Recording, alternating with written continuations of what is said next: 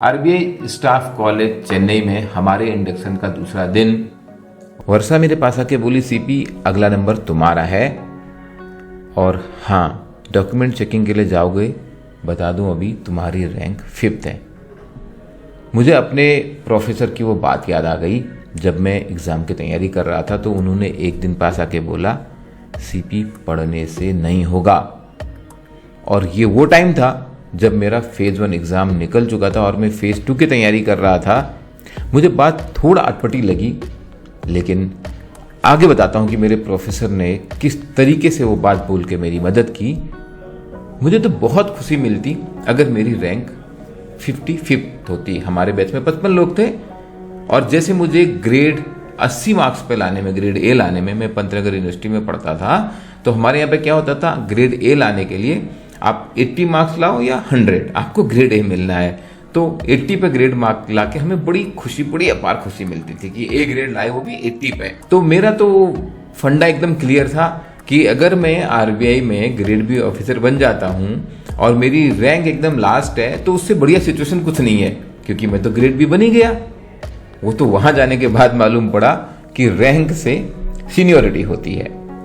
तो प्रोफेसर साहब का जो वो पॉइंट था, मैं तैयारी कर रहा हूं और सर बोलते हैं, सीपी केवल पढ़ने से नहीं होगा, you are preparing for a descriptive exam and please understand descriptive exam is not only knowledge but it's your art. हमारे टाइम में फेज 2 एग्जाम कंप्लीटली डिस्क्रिप्टिव था और हमको पेन से लिखना होता था, कंप्यूटर टाइप बोर्ड नहीं था। सिलेबस यही था, केवल एथिक्स के जो टॉपिक्स रिसेंटली आरबीआई ने ऐड किए वो नहीं थे। जब वर्षा ने आके ये 5th रैंक वाली बात बोली, मुझे लगा फिर से कोई प्रैंक होगा, क्योंकि ट्रेनिंग कॉलेज में बातें ऐसी ही हो रही थी कि रिजर्व बैंक तो रिवर्स बैंक है and we are born on 1 April, RBI is born on 1 April, April fools day. तो शायद कोई मजाक कर रहा होगा, लेकिन प्रोफेसर साहब की वो एडवाइस बहुत काम आई। तो सर ने बोला कि it's an art and art is not only knowledge but it is the way what you do। तो मैंने सर को काउंटर करते बोला, sir but before I do I have to know what shall I do। Sir बोलते no, you are wrong here, try to understand when you are performing, so you have to learn the theory when you perform, so along with your performance you have to learn the theory। यहां पर आपको लिखना सीखना है। तो 3 मूलभूत बातें professor ने मुझे बताई। 3 important tips for writing powerful descriptive answer. Number 1, arrange your thoughts. Sir ने मेरे को कहा कि आप किसी भी आंसर को क्या लिखना चाहते हो, पहले आप एक रफ पेपर में पॉइंटर्स लिख लो, छोटे, not that you write the sentences but these 5, 7, 10 things you want to put down your answer. और उसके बाद उनको एक सीक्वेंस में अरेंज करो, your introduction and main body and conclusion. और इंट्रोडक्शन को सबसे पावरफुल होना है। The power can come by an interesting fact, वो फैक्ट जो शायद आसानी से समझ में ना आए या आसानी से अनबिलीवेबल टाइप लगे, लेकिन सही होना चाहिए। और it can be a quote और it can be a poem, कोई श्लोक हो सकता है जो आपको एप्रोप्रिएट लगे वहां पे। ये इंट्रोडक्शन जो होगा ये आपकी पावर बताता है सोचने की, बहुत ही इंपॉर्टेंट है। And then comes the main body.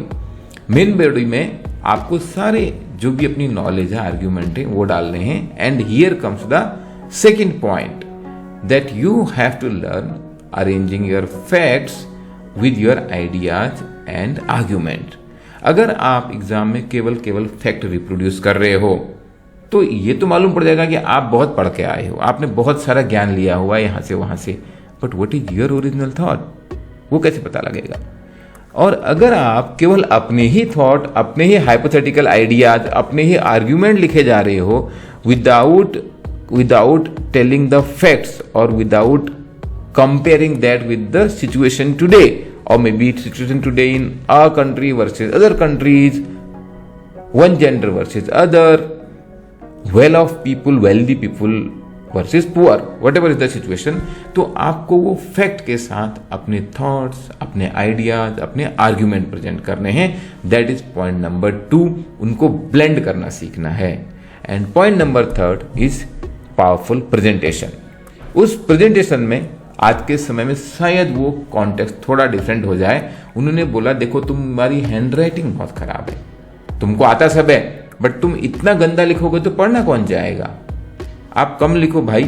Professor बहुत फ्रेंडली थे, कंधे में हाथ रख के बोलते हैं भाई कम लिखो लेकिन सुंदर लिखो, हैंडराइटिंग के मार्क्स नहीं है, लेकिन जब आप कुछ अच्छा लिखोगे तभी तो लोग पढ़ना चाहेंगे। उन्होंने मुझे बताया कि कैसे सेम पॉइंट, सेम चीज जो आप बोलना चाह रहे हो उसको पॉइंट वाइज लिखना है, हेडिंग अलग अलग बनानी है, हेडिंग को बोल्ड करना है, अंडरलाइन करना है, जिससे कि आपके आंसर का प्रेजेंटेशन बेहतरीन हो सके और आप एग्जामिनर को इंप्रेस कर पाओ। आज की डेट में भी टाइपिंग में भले से आप हैंडराइटिंग पे ध्यान नहीं दे रहे हैं, हैंडराइटिंग का रोल नहीं है, बट प्रेजेंटेशन की वैल्यू वहां पर भी है। कैसे आप वाइड स्पेस का यूज करते हैं, कैसे आप स्पेलिंग मिस्टेक अवॉइड करते हैं, और क्या आप हेडिंग बनाते हैं, और किस तरीके से अपने आंसर को समराइज करते हैं। ये 3 tip, structuring your thoughts, blending facts with your ideas and powerful presentation. आपको लगता है ये हमारे प्रोफेसर द्वारा बताई गई टिप्स आपके काम की हैं तो please like and share the video. आपके कोई प्रश्न है, I will be happy to answer. लेकिन मेरे प्रोफेसर ने अगर ये बात मेरे से बहुत स्ट्रांगली नहीं कही होती कि केवल पढ़ने से नहीं होगा, तो शायद मैं एग्रीकल्चर बैकग्राउंड के 5th रैंक निकाल पाता, वो ना हो पाता। और फेज 1 एग्जाम के लिए भी ये बात एकदम सही है कि केवल पढ़ने से नहीं होगा। वो मैं बात करूंगा अगले वीडियो में। Best wishes for your preparation. Thank you for watching the video.